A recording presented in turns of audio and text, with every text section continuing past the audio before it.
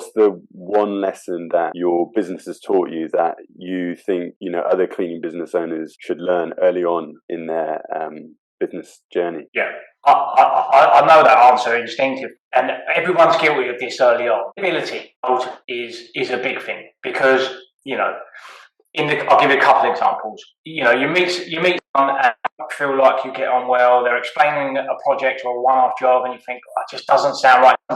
But your natural inclination is to say, yeah, okay, we'll do this, and then they don't pay. Job goes on, because everyone's perception of cleaning is very drastically different.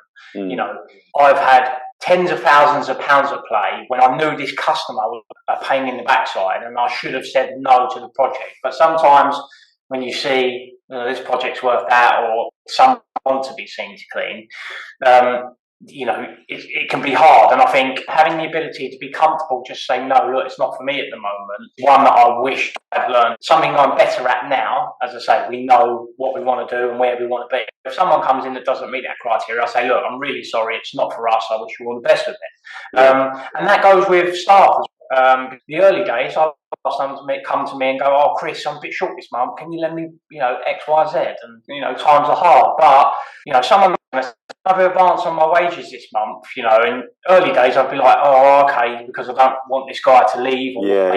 Saying yes can get you in all sorts of bother, especially if in your gut, really should be saying no.